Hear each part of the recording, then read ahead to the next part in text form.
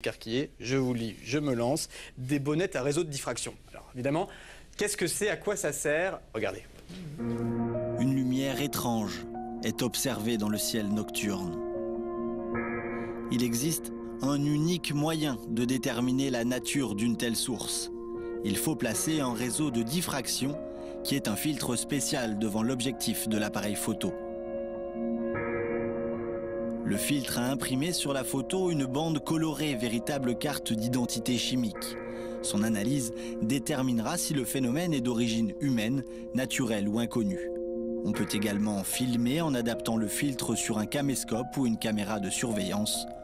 Un réseau de diffraction est utilisable avec tous les appareils photo, y compris les téléphones portables.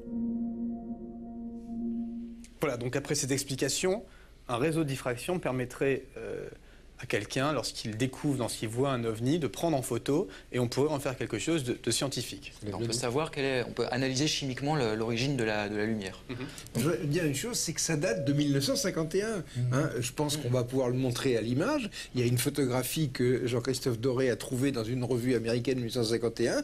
L'armée américaine avait mis au point un appareil qui prenait deux vues. Il y avait une vue avec un objectif normal et l'autre avec un réseau. 1951. Et la légende, c'est grâce à ce dispositif, l'armée espère pouvoir percer le mystère des ovnis. Et puis après, ça a disparu. Mais parce qu'ils savaient, ils n'avaient plus besoin. On voit la photo d'ailleurs de cet appareil qui était disponible, on vous dit, dès 1951. Et pourquoi alors est-ce qu'on n'en a jamais entendu parler de ce gadget si a priori c'est parce qu'après il y a eu une prise de conscience tout à fait autre. On n'avait plus besoin de cet appareil, c'est tout. Sinon, c'est un gadget qui, c'est plus qu'un gadget, c'est tout simplement un procédé physique et qui est utilisé quand même par certains scientifiques, je pense notamment en Norvège ou à d'autres endroits où on s'en sert actuellement pour étudier différents phénomènes physiques et essayer de comprendre ce que c'est.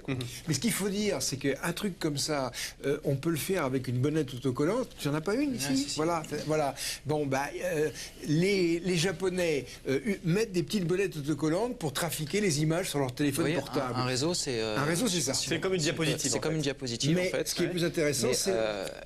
En fait, aujourd'hui, les téléphones portables ont un objectif ridiculement petit. Et on peut faire une bonnette autocollante qu'on attache sur son téléphone. Et quand on voit un truc, clac, on la colle et on prend la photo. Voilà. D'accord. Et ça vaut moins d'un euro. Moins d'un euro. Ça coûte. Ça veut dire que si on arrosait tout le monde, c'est-à-dire voilà, on offrait ça, on accrochait à notre téléphone portable, on croit voir quelque chose, on met ça sur la bonnette, hop. C'est une question de statistique après, c'est vrai. Une petite question, c'est-à-dire que la qualité de la photo sur un téléphone portable serait suffisante quand même pour que le spectre donne des informations Après, il y a la résolution de l'objectif. Aujourd'hui, les téléphones portables, on atteint couramment sur les nouveaux modèles 5-7 mégapixels, c'est suffisant. Même sur des 2 mégapixels, c'est suffisant. D'accord, donc en tout cas, pour résumer, ce petit gadget qui en est un pourrait être distribué à très très grande échelle et pas forcément à des gendarmes ou à des autorités, mais à tout le monde. Et ce qui permettrait d'avoir en fait beaucoup de traces de ces sujets et pouvoir en tirer des conclusions. Voilà, donc il reste qu'à le faire si ça coûte pas cher. J'ai envie de dire, ça paraît facile, mais personne n'y a pensé. 2000 exemplaires, 5000 €. On a un devis. On a un devis. Voilà. Donc là, on tient une idée sur le plateau peut-être là. Il va falloir, s'il y a un fabricant qui nous regarde, s'il y a quelqu'un qui a envie de sponsoriser ça. Sinon on va être obligé de le faire. Alors, ce sujet malgré tout sur ces réseaux de diffraction, on va en parler avec vous, Patrice Desmazeries, puisque votre enquête vous a mené également en Norvège, à Esdalen, dans un village où il se passe beaucoup de choses, beaucoup en tout cas d'observations ont été faites. Et je pense que là, vous avez été clairement bluffé, il n'y a pas d'autre mot, puisque votre caméra, votre équipe, c'est vous qui avez filmé même, je crois. Oui, tout à fait, c'est moi qui filmais, oui. D'accord. J'ai été bluffé, mais je tiens à préciser quand même que moi, je suis assez sceptique de nature, donc on va sur des phénomènes de type lumineux qui ne sont pas encore expliqués aujourd'hui, mais qui ne sont pas forcément de type intelligence extraterrestre. Donc je tenais quand même à préciser que sur Esdalen, on n'a pas d'éléments de preuve concret qu'il s'agit. Mais sur pas grand-chose d'ailleurs. Enfin, excusez-moi de vous dire, il n'y a pas de preuves concrètes sur un élément qui prouve par A plus B officiellement que c'est extraterrestre. Non, ça serait. Voilà, je veux dire, ça serait, évidemment. On ne ferait même pas d'émission comme ça, on parlerait d'autre chose.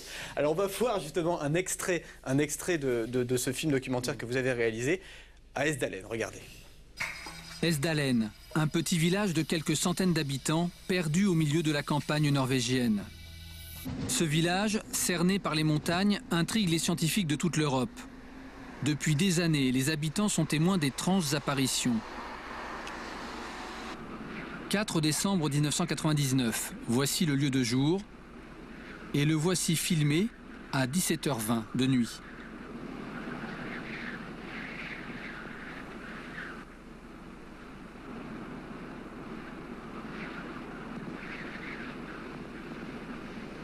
La lumière n'a pas disparu, c'est la caméra qui a cessé de tourner au bout de 12 secondes.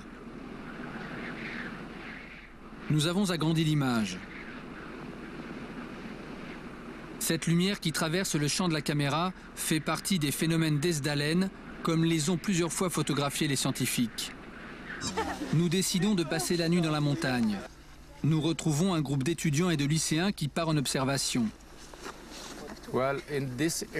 Dans cette zone, il y a eu beaucoup d'observations au-dessus de ces montagnes.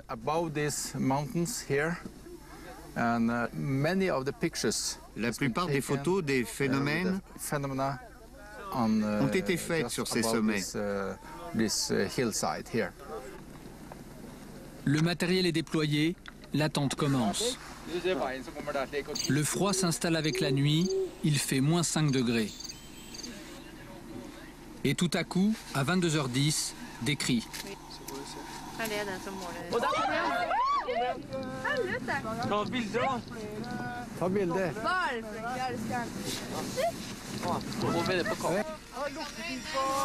Nous avons ralenti l'image. Traversant le ciel comme un bolide, une lumière. Le temps de zoomer et de faire la mise au point, elle disparaît. L'observation a duré 8 secondes.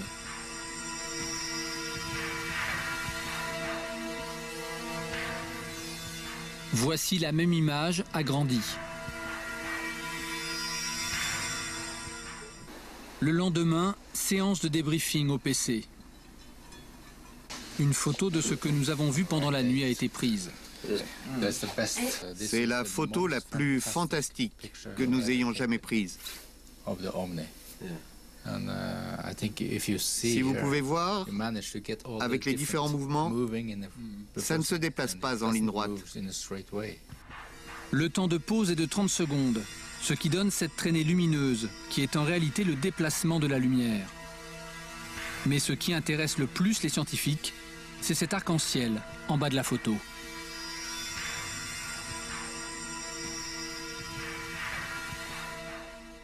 C'est le spectre lumineux. Cet arc-en-ciel contient les empreintes digitales et les éléments chimiques qui composent le phénomène d'Esdalen.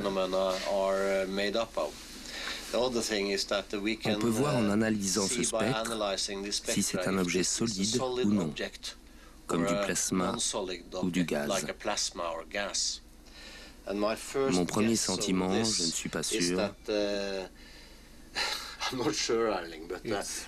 ça ressemble à quelque chose de solide. Oui, ça ressemble à quelque chose de solide comme du métal. Patrice Desmazeries, les yeux se tournent vers vous. C'est vous qui êtes à l'origine de ces images. Alors que s'est-il passé après ça, cette analyse? Qu'est-ce qu'elle a donné?